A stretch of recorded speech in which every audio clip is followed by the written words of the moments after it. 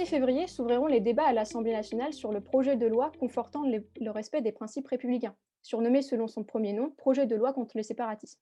Le texte est déjà au cœur de toutes les attentions et parfois des inquiétudes.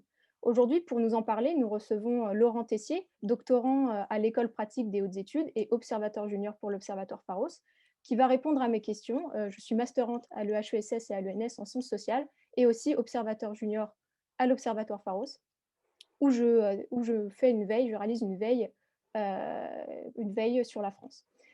Le gouvernement a été attentif quant à son contenu et a observé jusqu'aux dernières semaines de avant la publication du texte, de grandes hésitations, sur son intitulé.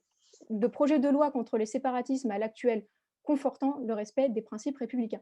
Ces hésitations n'ont pas seulement porté sur son titre, en témoignent les différences entre le premier discours de Mulhouse du 25 mars 2020, lançant le terme séparatisme islamique, au second des Mureaux du 2 octobre 2020, annonçant ce projet de loi. Peux-tu, Laurent, revenir sur la genèse de ce texte? En effet, l'intitulé du projet de loi, comme tu l'as rappelé, a fait l'objet d'un glissement sémantique qui n'est pas passé inaperçu. Le président a d'abord parlé de communautarisme, puis de séparatisme au pluriel, au singulier, pour finalement adopter cette formulation en faisant référence au respect des principes républicains. Alors, sans trop s'appesantir sur le sujet, on peut tout de même souligner quelques points intéressants pour comprendre ce projet de loi. Premièrement, on voit rarement une attention si grande à l'intitulé de la loi. Preuve, je crois, de la sensibilité du sujet, mais aussi de l'intensité des attentes, notamment de la part des milieux laïcs de droite comme de gauche, qui alertent régulièrement sur les menaces que font peser l'islam radical sur la République et qui réclament aussi depuis longtemps un grand discours sur la laïcité qui a été promis par le président Macron depuis le début de son mandat. Ensuite, la mention du séparatisme dans l'intitulé de la loi, même si le mot n'apparaît plus maintenant, a eu pour mérite de soulever des problèmes, de les nommer, et notamment la tentative d'emprise hégémonique de l'islam radical dans certains territoires. C'est ce qu'il faut comprendre derrière le terme séparatiste. Euh, Ce problème était jusque-là, n'était pas clairement nommé par l'exécutif, peut-être par souci de ne pas créer d'amalgame entre l'islam et l'islamisme, mais peut-être aussi tout simplement pour ne pas en parler directement. Et enfin, dernière remarque sur cette évolution du projet de loi, si on prend en considération l'ensemble du glissement sémantique, ce qui est intéressant de voir, c'est qu'il y a une sorte de changement de perspective. On passe d'une loi qui est contre, entre guillemets, contre le communautarisme, pardon, et contre le séparatisme, à une loi pour les valeurs, pour le respect des valeurs et des principes républicains. Donc c'est quelque chose qui a été à souligner, même si dans le texte ressort davantage une vision de contrôle, une vision assez restrictive, qui répond à l'urgence du contexte sécuritaire et aussi à une volonté d'établir une stratégie globale sur le long terme. Justement, quelle est cette stratégie globale de lutte contre l'islam radical, détaillée donc le 2 octobre par le président Macron au Muro, et comment le projet de loi présenté le 9 octobre 2020 s'inscrit-il dans cette approche globale? Alors en fait, cette stratégie globale repose sur un premier constat, un constat de base qui est clairement énoncé par le président de la République donc, lors de son discours des Mureaux. Alors je vais citer ce constat il est très fort et c'est assez rare de l'entendre de la bouche d'un président. Nous avons nous-mêmes construit notre propre séparatisme. C'est celui de nos quartiers, c'est la ghettoisation que notre République, avec initialement les meilleures intentions du monde, a laissé faire. Et donc, sur nos reculs, parfois nos lâchetés, les organisations porteuses d'un islam radical ont construit leur projet méthodiquement là aussi. Donc en fait, dans ce passage, le chef de l'État dresse un constat assez amer de la situation en reconnaissant les responsabilités partagées de l'État dans les mécanismes qui ont conduit à l'apparition des logiques séparatistes par le biais de certaines politiques de peuplement. Et par la même occasion, le président a également souligné les enjeux sécuritaires et sociaux inextricablement liés, c'est important de le souligner, les enjeux sécuritaires et sociaux de la lutte contre le séparatisme islamiste. Donc face à cela, face à ce constat, ces désordres, le mot d'ordre de la stratégie gouvernementale est de consolider les principes républicains. Et donc cette stratégie se déroule ou se base sur une série de piliers, 5 en tout, que je vais essayer d'énumérer assez rapidement. Le premier pilier concerne le service public. L'État souhaite étendre ou en tout cas appliquer plus strictement la neutralité du service public. L'objectif est là de protéger les agents publics des pressions communautaires, mais aussi en même temps de garantir l'égalité du traitement des citoyens usagers. Le deuxième pilier concerne les associations, qui sont les principaux acteurs de la société civile. Ces associations sont ciblées ici en raison du risque, quelquefois, de déployer des stratégies d'endoctrinement et d'alimenter la ghettoisation. Le troisième pilier, pilier très important, qui concerne ici l'instruction, l'éducation. Bon, l'objectif, c'est, selon le mot d'ordre, former des citoyens plutôt que des fidèles. Donc, on essaye le gouvernement essaye d'imposer quelques mesures pour contrôler l'instruction à la maison. On essaye de le réduire, contrôler également les écoles privées hors contrat pour endiguer le phénomène de déscolarisation de certains enfants, et aussi de circonscrire le risque d'un enseignement religieux à domicile et qui échapperait au système éducatif républicain. Le quatrième pilier concerne l'islam. Donc l'État a la volonté d'accompagner l'émergence d'un islam des Lumières, selon la formule adoptée, sans interférer dans les affaires cultuelles, ce qui n'est pas forcément évident. Alors, qu'est-ce que signifie islam des Lumières rapidement, ou plus exactement, si on reprend le texte des Mureaux, un islam des Lumières en paix avec les républiques? C'est un islam émancipé des influences étrangères. Donc on va essayer de contrôler les flux financiers et aussi mettre en place une formation des imams français sur le territoire français et non plus les faire venir de l'étranger. C'est aussi un islam suffisamment structuré pour servir d'interlocuteur fiable auprès des autorités publiques, comme c'est le cas aussi pour les autres cultes.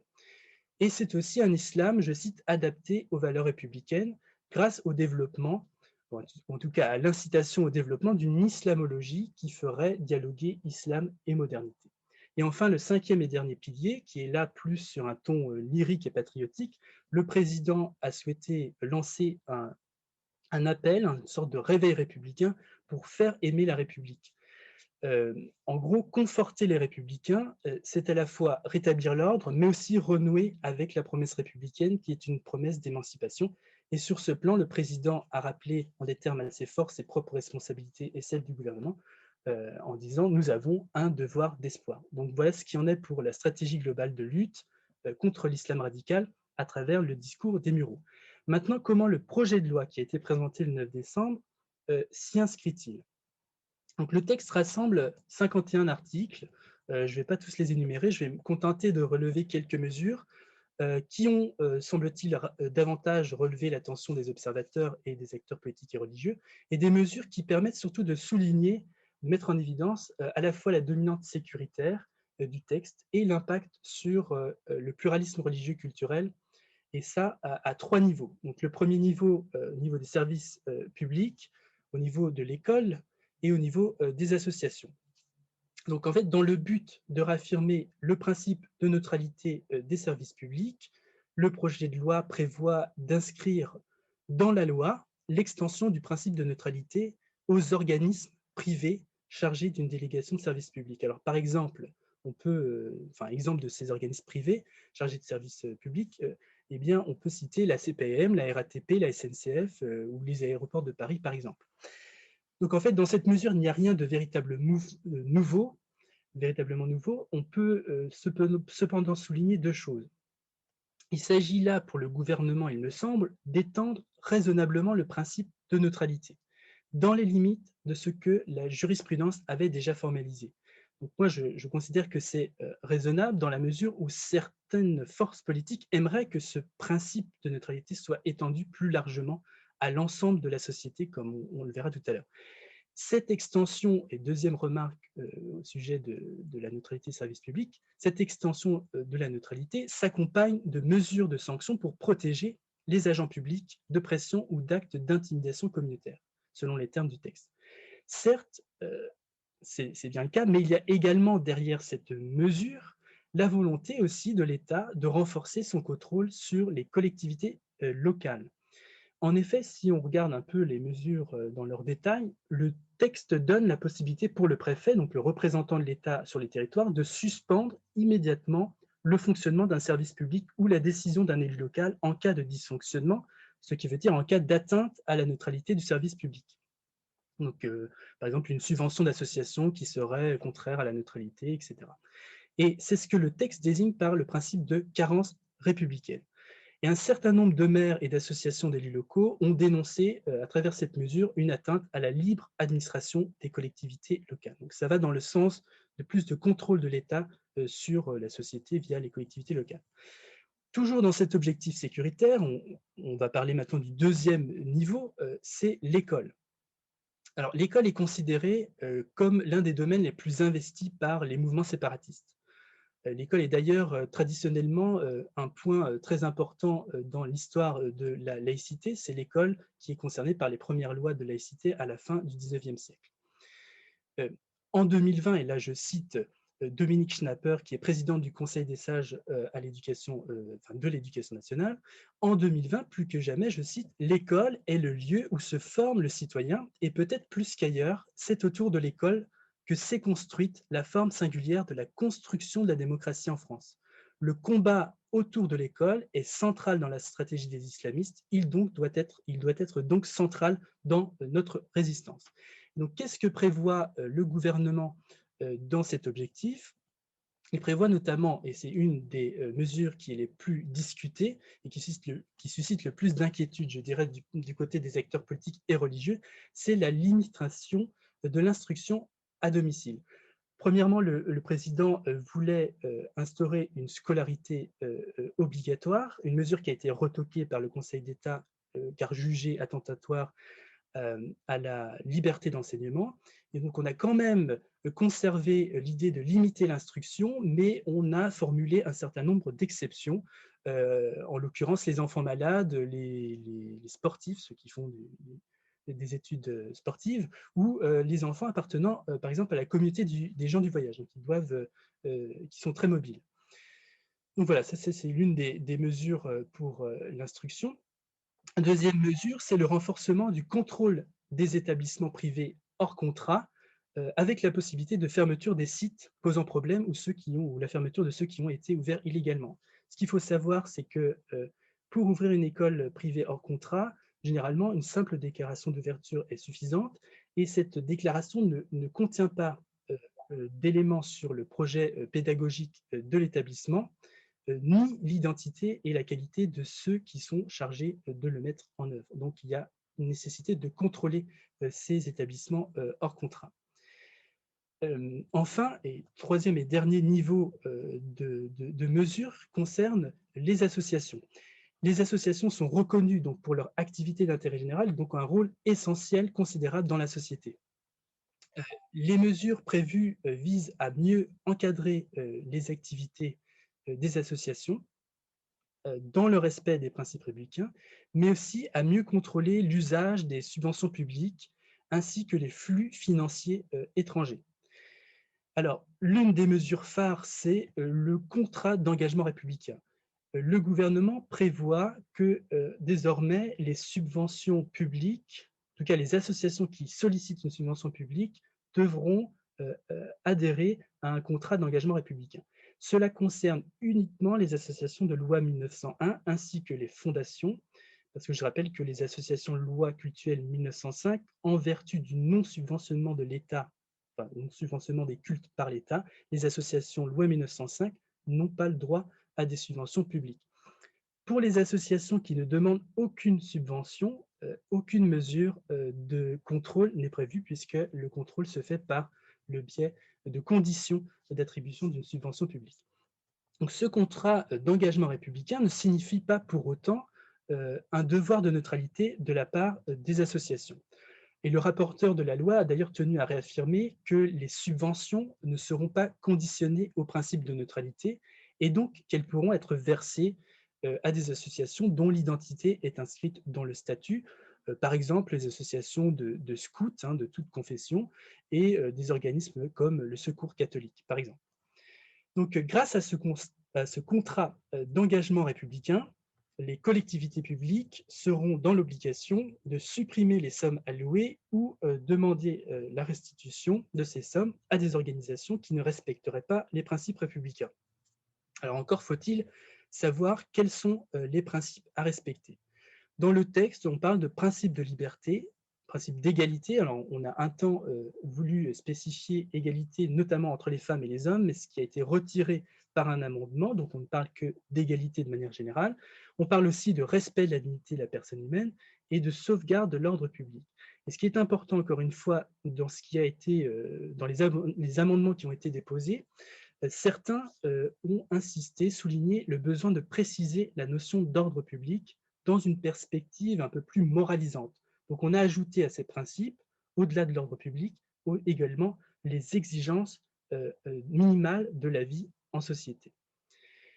Donc en fait, pour résumer, ce contrat d'engagement républicain en fait, se veut être un outil juridique pour permettre d'obtenir la restitution des subventions, et c'est un outil juridique beaucoup plus contraignant qu'une charte de la laïcité, hein, qui est beaucoup plus courant et qui en fait sont plus facilement contestables devant la justice. Donc voilà. Donc, et pour ce qui est, on continue au niveau des associations, pour ce qui est des cultes qui sont organisés en association, l'État a voulu encourager, inciter l'inscription des associations musulmanes, qui sont le plus souvent enregistrées sous le statut de loi 1901, c'est à peu près 90% des mosquées qui le sont, donc encourager ces associations à passer sous le statut d'association cultuelle, avec objet cultuel, loi 1905. Et cela pour plus de transparence financière et un contrôle renforcé et une police des cultes renforcée.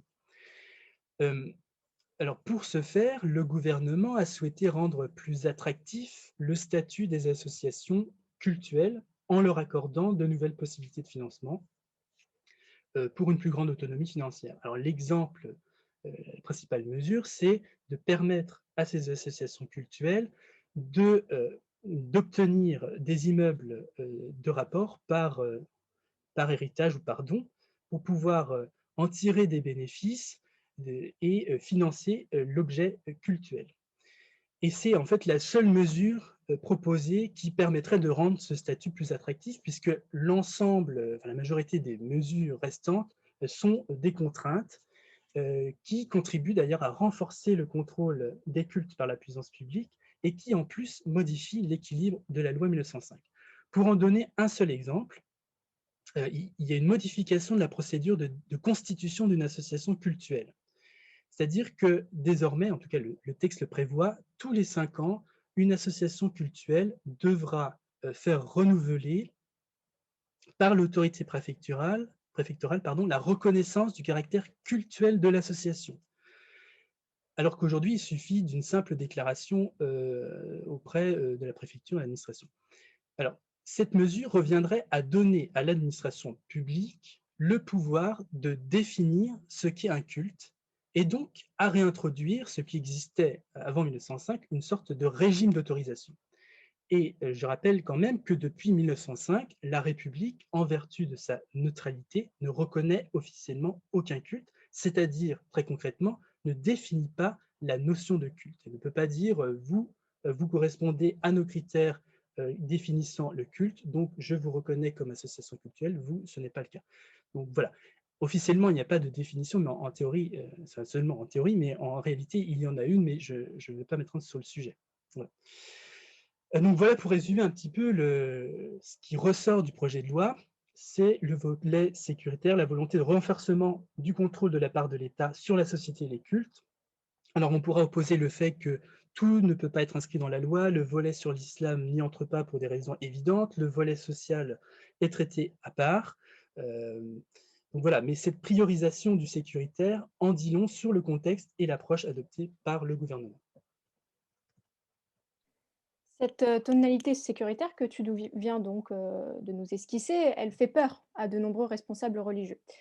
Par exemple, lors des auditions devant la commission spéciale de l'Assemblée nationale chargée d'évaluer le projet de loi confortant le respect des principes républicains, Monseigneur Moulin-Beaufort, le président de la Conférence des évêques de France, a fait part de ses grandes inquiétudes sur ce texte, touchant au cadre juridique des associations culturelles, comme tu viens de nous le dire, et risquant ainsi de nuire à l'équilibre des religions en France.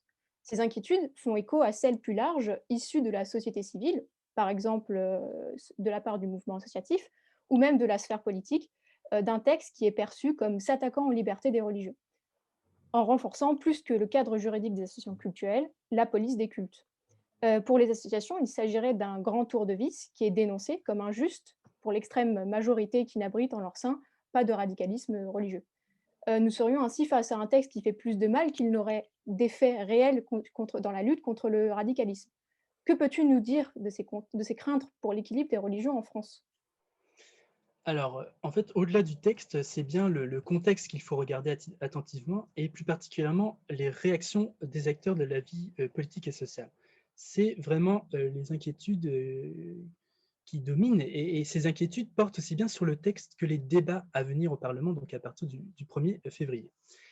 Heu, pour, évoquer un peu un large spectre des réactions, je commencerai par les acteurs institutionnels qui donnent leur avis sur le texte avant, de le débattre au parlement. C'est le cas notamment du Conseil d'État et de la Défenseure des droits.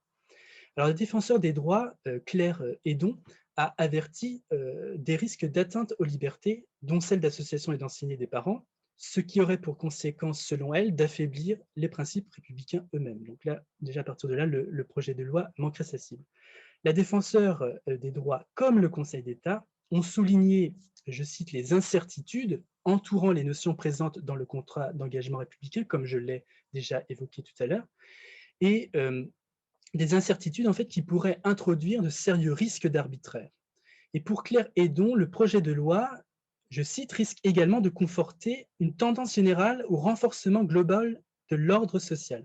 Elle précise notamment que l'obligation de signer un contrat d'engagement républicain pour obtenir une subvention publique met en fait, je cite, les associations dans une position où il leur est plus simplement demandé de ne pas commettre d'infraction, comme c'est déjà le cas aujourd'hui, mais en plus de s'engager positivement et explicitement sur des principes qui sont ceux de la puissance publique et pas ceux de la société civile. Ce qui l'amène à conclure, sous la forme d'une critique, que l'action publique se replie une nouvelle fois, je cite, dans la facilité apparente de la restriction des libertés pour atteindre un objectif d'intérêt général qui est la lutte contre l'islam radical et le séparatisme. Donc, en d'autres mots, la puissance publique essaie d'appliquer des mesures générales pour éviter de cibler plus particulièrement la cible. Voilà. Alors pour ce qui est, donc ça c'est pour les acteurs institutionnels, donc on voit bien la tonalité de leur avis. Pour ce qui est des acteurs politiques, alors le meilleur moyen de voir un peu leur réaction, c'est d'étudier, en gros, les amendements. Alors il y en a plus de 1800 et ces amendements permettent de voir, pour en donner une idée très générale, que la majorité se divise sur ce projet de loi et que les oppositions, elles aussi, se cherchent un peu. Alors plusieurs centaines de ces 1800 amendements ont été jugés irrecevables par la commission spéciale de l'Assemblée nationale dirigée par François de Rugy, en raison du fait qu'elle n'était pas en lien avec le texte. Et ce qui a provoqué l'indignation de l'opposition qui a crié, dénoncé plutôt un déni de justice. Et cela montre, je crois, la volonté du gouvernement de faire son maximum pour ne pas s'éparpiller et éviter une hystérisation des débats à venir. Mais malgré ces précautions, entre guillemets, qui sont conformes à la loi, cela n'empêchera pas, bien évidemment, les débats de se dérouler assez librement à l'Assemblée nationale. Pour avancer sur ces réactions politiques, il y a une partie des députés, les Républicains, qui souhaitent prohiber le port de signes manifestant, je cite, ostensiblement une appartenance religieuse, que ce soit pour les usagers des transports publics, de l'hôpital et de l'université, mais aussi pour les parents accompagnateurs de sorties scolaires. C'est la fameuse question du port du voile des femmes et des mères accompagnatrices. S'ajoute à cela donc la question du voile aussi qui s'invite dans les débats au Parlement et qui suscite vraiment l'inquiétude face au risque, enfin l'effet d'ouverture de la boîte de Pandore, d'amplifier les lignes de fracture, y compris au sein de la majorité, et puis finalement le risque de s'écarter du texte et du fond. Et l'autre inquiétude qui se fait également entendre chez les acteurs politiques et les représentants au Parlement, le texte serait déséquilibré au profit d'une ligne jugée répressive. Donc la gauche et notamment la France insoumise déplore l'absence de mesures en matière de lutte contre les discriminations et en faveur de l'égalité des chances, qui était pourtant présenté dans le discours d'Emmanuel Macron.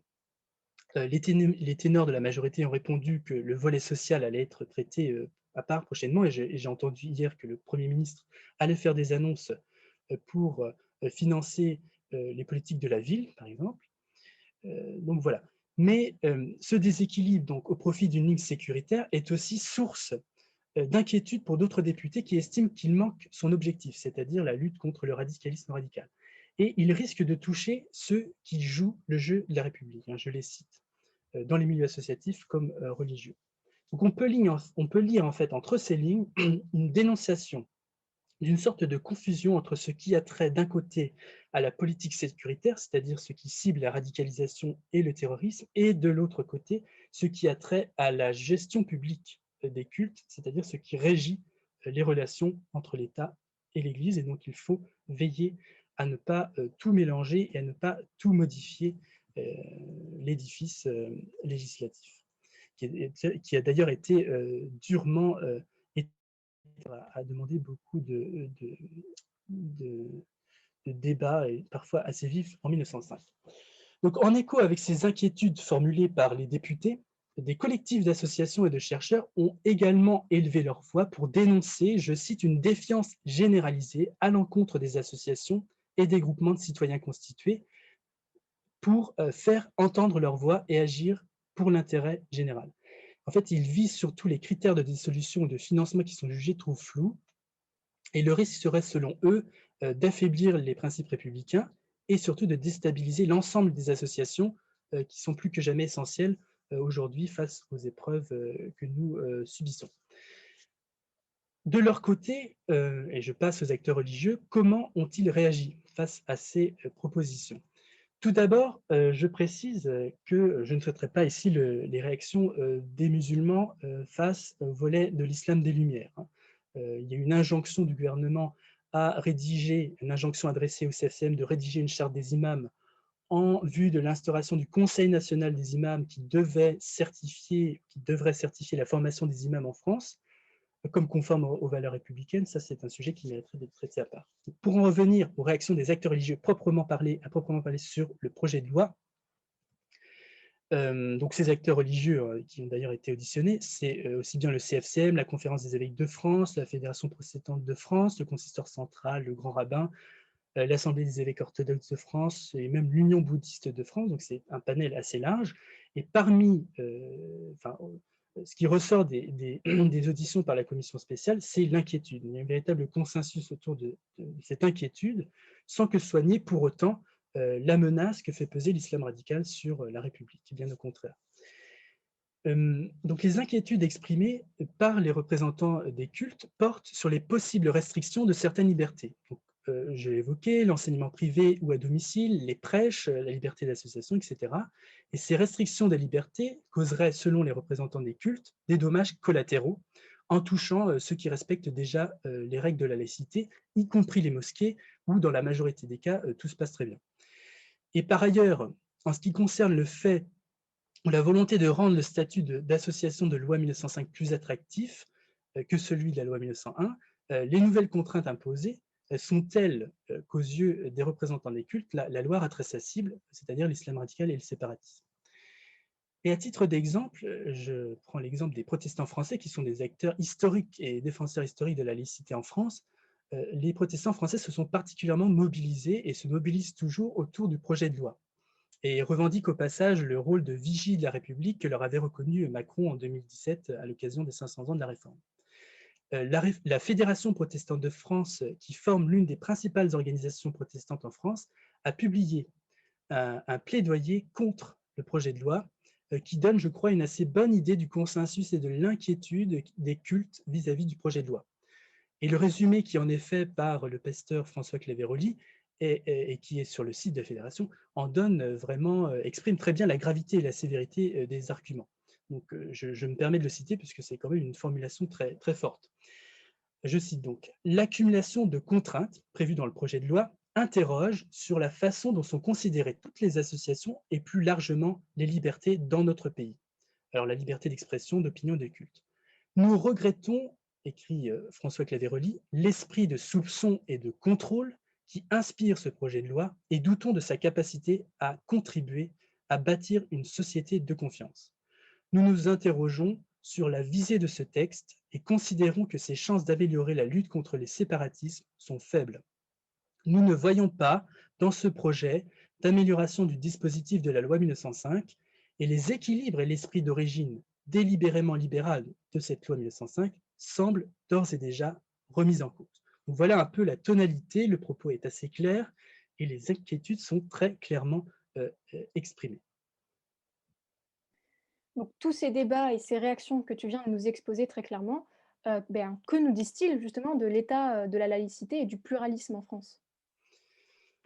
Alors, ces débats nous amènent à dresser un constat. Le constat est le suivant.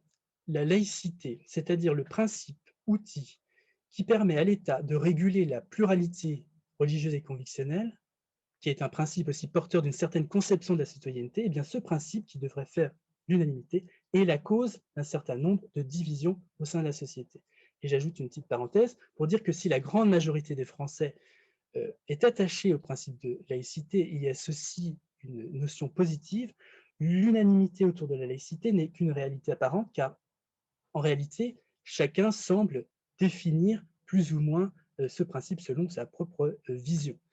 Donc, pour schématiser, on pourrait parler, si vous voulez, de deux camps qui s'entre-déchirent autour de la laïcité, parfois de manière très vive. Vous avez d'un côté celles et ceux qui défendent une laïcité ouverte et inclusive, même s'ils se défendent de toute adjectivation de la laïcité. Alors, ceux-là sont dans la droite ligne de la conception juridique de la loi 1905, ce qui est celle d'Aristide Briand ou de Jean Jaurès, et qui se base outre la séparation des églises et de l'État et la neutralité, sur la reconnaissance du droit des minorités religieuses, des minorités qui ont d'ailleurs joué un rôle décisif dans la rédaction et l'adoption de la loi 1905. Et de l'autre, vous avez celles et ceux qui prônent une conception plus restrictive de la laïcité, axée sur un contrôle renforcé des cultes et surtout sur une volonté d'étendre le principe de neutralité, une neutralité essentiellement religieuse, dans l'ensemble de l'espace public, à l'ensemble de l'espace public. Donc bien sûr, ce schéma est un peu binaire, mériterait d'être nuancé, mais c'est tout de même le grand rapport de force qui s'installe depuis 2 ou 3 décennies en France, à tel point d'ailleurs que je crois on pourrait parler d'un conflit des deux France, d'un genre nouveau. Alors ce rapport de force n'est pas vraiment nouveau parce que on le voyait déjà apparaître dans les débats parlementaires en 1905, mais en réalité, c'est son équilibre qui semble s'être inversé. En effet, nous sommes passés progressivement, depuis les années 1990, d'un consensus libéral autour de la laïcité, c'est-à-dire que la laïcité est d'abord un principe de liberté, c'est une conception d'ailleurs qui est jugée laxiste par ses détracteurs. Nous sommes passés d'un consensus libéral à une conception plus substantielle que certains désignent comme une conception républicaine, une conception républicaine qui s'appuie sur des revendications majoritaires. Et donc les tenants de cette conception déplorent une attention jugée trop grande aux revendications minoritaires et particularistes, qui faisaient autrefois plus ou moins les beaux jours de la politique dans les années 70, 60, 70, 80, et qui contribueraient, ces revendications minoritaires, qui contribueraient à l'éclatement du corps social, et tout cela au détriment d'une culture majoritaire, la culture républicaine. Et justement, quelles pourraient être les répercussions de ce projet de loi, sur la pluralité de la société française? Alors, ce projet de loi s'inscrit dans un contexte qui est très particulier, un contexte de crise du politique, et non pas de la politique, du politique, et un contexte de lutte antiterroriste. Philippe Portier, qui est spécialiste de l'histoire de la laïcité et directeur d'études à l'École pratique des études, a analysé le contexte entourant la rédaction de ce texte et selon lui, face à l'affaiblissement de la cohésion sociale et à la perte de confiance dans les institutions, se dessine une tendance, je cite, une tendance illibérale dans l'affirmation des valeurs de la République. Et cette tendance, eh bien, elle a des conséquences directes sur la pluralité religieuse et culturelle dans la société française. De quelle manière? De quelle manière se manifeste cette tendance? Eh bien, cette tendance illibérale, elle se révèle à travers la désignation de moins en moins implicite de ceux qui, je cite, n'entreraient pas dans une culture supérieure. Elle se révèle aussi à travers un désir de surveillance et de contrôle, je cite encore, de ceux qui n'épousent pas le code partagé des conduites. Et on ne parle pas ici des terroristes ou des gens qui tuent au nom de leur foi. Et pour Philippe Portier, cette pluralité se trouve ici, là, limitée par le bien que l'État définit. Ou autrement dit, par la culture majoritaire jugée supérieure que l'État définit lui-même. Ce bien, cette culture, elle englobe ce que l'on désigne dans la loi de plus en plus, et j'en ai parlé, comme les exigences minimales de la vie en société. C'est une expression donc qui tend à préciser d'autres expressions plus communes mais jugées trop floues aujourd'hui, comme valeurs républicaines ou ordre public. Et cette culture que l'État prétend définir, eh bien, elle englobe aussi bien une idée d'égalité homme-femme que l'idée d'un code vestimentaire, on parle de la question du voile, du port des signes religieux, qu'un code alimentaire commun. Alors, on peut évoquer la question des repas dans les cantines ou du halal dans les supermarchés. Et je rappelle, à titre d'exemple, une sortie assez médiatique du ministre de l'Intérieur Gérald Darmanin en octobre, je crois, qui considérait la présence des rayons halal dans les supermarchés comme un facteur de communautarisme. Il parlait dans son intervention de rayons de cuisine communautaire, sous-entendant quelque part qu'il existerait une cuisine ou même des supermarchés républicains. Donc voilà, Philippe Portier donc, conclut cette analyse de cette tendance illibérale dans l'affirmation des valeurs de la République. Il en conclut en disant que c'est un coup de force symbolique de l'État, un État affaibli qui tente d'imposer, d'où le caractère illibéral, l'adhésion à une vision organique de la vie en société. Et tout cela se fait au détriment de la société, une société plurielle par définition, et libre de son organisation, libre dans les limites du respect de l'ordre public, bien sûr. Tu viens de souligner les répercussions de cette évolution juridique et politique vers une laïcité de contrôle ou laïcité sécuritaire sur la pluralité de la société. L'évolution des rapports entre le politique et le religieux n'influe-t-elle pas également sur cette recomposition du modèle français de laïcité? Immanquablement. Et d'ailleurs, je signale au passage, pour ceux qui sont intéressés, la parution ces derniers jours d'un ouvrage de Philippe Portier et Jean-Paul Willem qui fera sûrement référence à ce sujet. Un ouvrage intitulé La religion dans la France contemporaine entre sécularisation et recomposition aux éditions Armand Collin. Et je vais m'appuyer sur cet ouvrage pour répondre à cette interrogation. Donc il faut, je crois, se situer dans un temps plus ou moins long. Poser la question du religieux aujourd'hui, c'est aussi poser la question de la modernité. Et en effet, le récit de la modernité, celle du progrès technique sans limite, du scientisme et de la promesse d'un lendemain toujours meilleur, a longtemps impliqué une marginalisation du religieux. Et de fait, le mouvement de sécularisation a fait son œuvre. Le poids social des institutions religieuses s'est effondré et le religieux s'est progressivement détaché des références culturelles communes. On a d'ailleurs fini par se convaincre que le religieux finirait par s'éteindre. Cela semblait inéluctable. Et cela a d'ailleurs contribué à forger un paradigme explicatif très fort, y compris dans le monde des sciences humaines et sociales. Et aujourd'hui, ce paradigme est remis en cause. Pourquoi? Eh bien, pour deux raisons principalement. La première, c'est que nous sommes entrés dans ce que Jean-Paul Willem appelle l'ultramodernité. C'est une sorte de radicalisation de la sécularisation. Ce qui veut dire par là, c'est que les idéaux mêmes de la modernité et les agents de la sécularisation sont fragilisés ou sont décrédibilisés. C'est le cas de l'État, des institutions, mais aussi de la raison en général, hein. Il y a une critique du scientisme, le progrès technique n'apparaît plus comme porteur d'une promesse d'émancipation ou de progrès infini, et le politique, en gros, est en crise. Il peine à faire sens et à susciter la confiance. Le religieux, qui lui est loin d'être mort, tire profit de la situation et revient en quelque sorte, mais il revient autrement.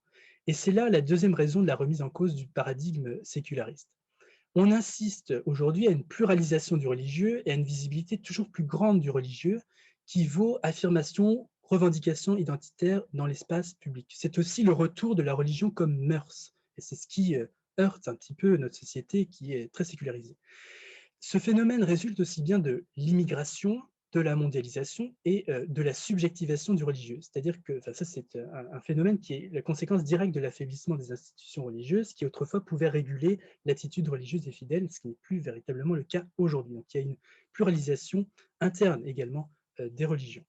Et de là, face à la crise du politique, le religieux tend parfois à se politiser, c'est-à-dire qu'il va encore aujourd'hui faire office de réservoir symbolique, de système de signification pour nourrir la réflexion politique sur diverses thématiques la démocratie, les questions sociétales, bioéthiques, etc. On peut penser par exemple au mariage pour tous qui manifeste bien ce phénomène. Et face à ces thématiques politiques et sociales, les religions n'échappent pas en interne à une polarisation entre un pôle libéral et un pôle, on va dire, plus intransigeant sur le plan religieux. Et cette effervescence spirituelle religieuse assez nébuleuse, qui est manifeste depuis les années 1980-1990, c'est pas uniquement en France d'ailleurs, se traduit parfois par de la radicalisation qui peut déboucher sur une violence extrême.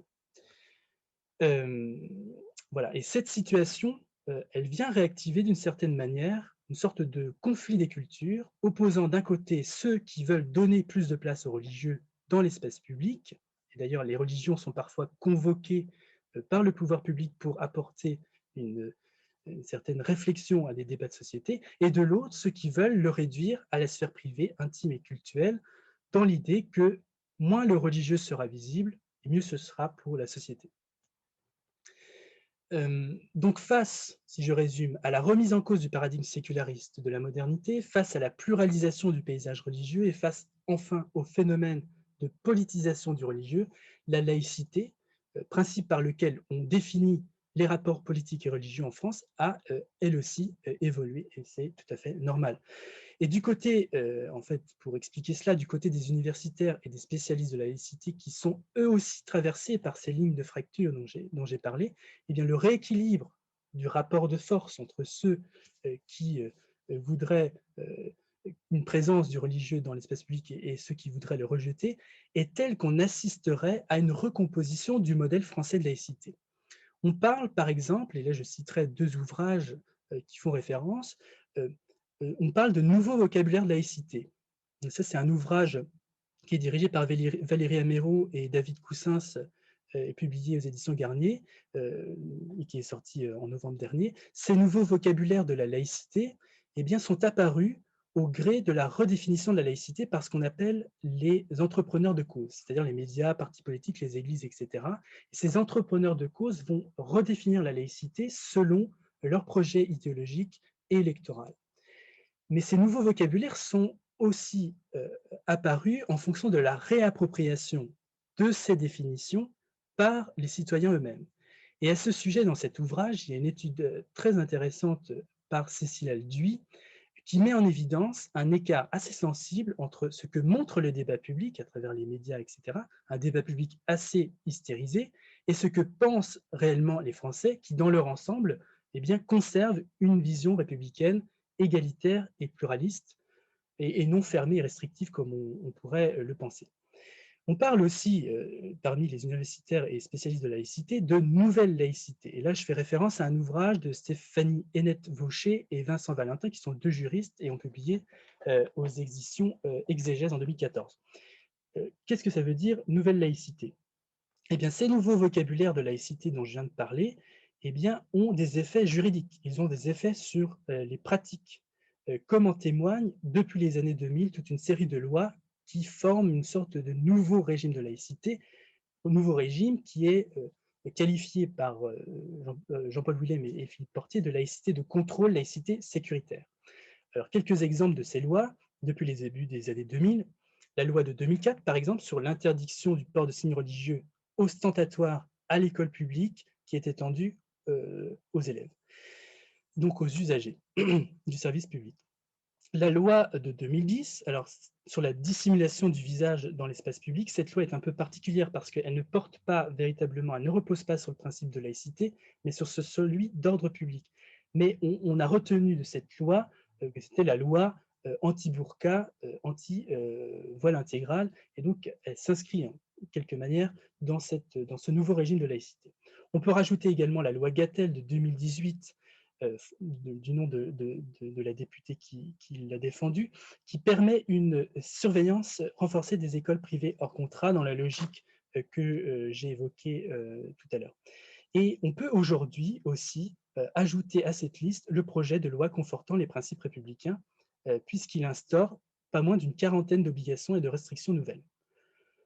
Donc voilà, pour résumer sur cette interrogation-là, de nouveaux discours apparaissent, Donc, ce sont des discours qui traduisent un besoin d'ordre, de contrôle et de sécurité, y compris de sécurité culturelle, qui est un thème assez cher au Printemps républicain, ce mouvement très emblématique d'une laïcité plus restrictive, laïcité républicaine. Et ce sont des discours qui traduisent également une volonté de renforcer la République. Et la renforcer en renforçant ce qui fait le commun et donc en mettant de côté les différences qui paraissent aujourd'hui susciter davantage la méfiance et la suspicion. Et en voulant renforcer le commun autour des valeurs républicaines, l'État renoue avec la recherche d'une sorte de consensus moral qui serait formulé par l'État lui-même. Et ce consensus moral apparaît de plus en plus important pour assurer la cohésion nationale qui est par ailleurs fragilisée. Sur le plan du droit en matière de laïcité, là où auparavant le principe de base était la liberté, dans les limites de l'ordre public, compris au sens de tranquillité publique, désormais les limites de cette liberté de religion, de cette laïcité, sont aussi celles des exigences minimales de la vie en société, en d'autres mots, les limites que forme une certaine conception organique du vivre ensemble. Donc, tu viens de mettre en évidence les points d'achoppement autour de la laïcité, des points qui sont d'ordre idéologique et intellectuel. La laïcité est certes un objet de réflexion philosophique, mais c'est aussi concrètement un cadre de vie démocratique. En témoigne l'initiative de la FCPE, de la Ligue de l'enseignement et de l'Observatoire de la laïcité, qui viennent tout juste de publier un livret sur la laïcité intitulé «La laïcité à l'usage des parents d'élèves», dont l'objectif est de déconstruire les fausses idées sur la laïcité, mais aussi d'expliquer comment l'école veut la faire vivre au quotidien. Cette initiative prouve bien la nécessité de non seulement penser la laïcité, mais aussi de la rendre vivante. Mais comment et quelle priorité? Alors la laïcité, ça touche de nombreux domaines de la vie sociale. Chaque jour, les agents de l'État, dans le milieu hospitalier, le milieu scolaire, pénitentiaire, et cetera, mais aussi des élus et bien d'autres acteurs, y compris dans le domaine privé, car il faut rappeler que dans les associations, dans les entreprises privées, la règle qui prévaut, c'est certes la liberté de religieuse, mais on peut intégrer, dans le règlement intérieur une charte de laïcité.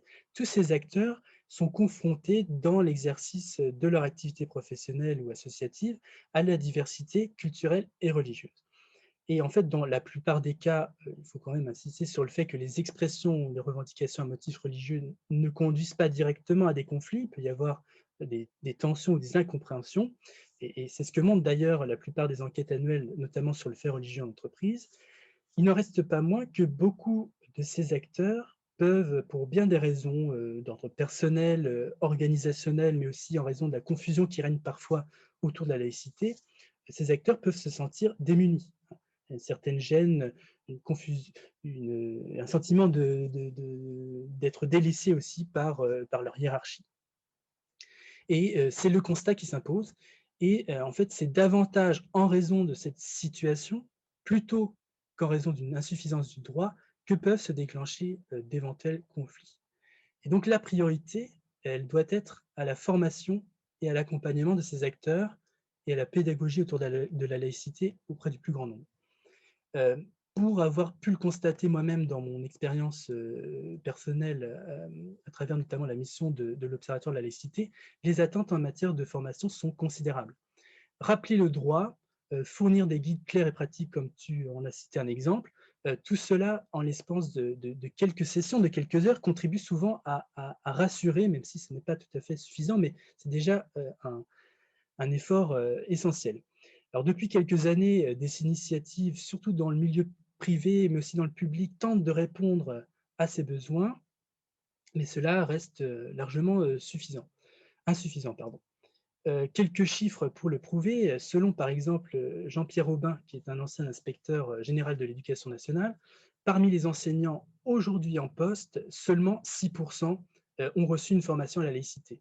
Et parmi ceux qui sont formés aujourd'hui dans les instituts nationaux supérieurs du professorat et de l'éducation, à l'université, 25 ont reçu des cours sur la laïcité et parmi ces 25 plus de la moitié disent qu'ils étaient de mauvaise ou de très mauvaise qualité.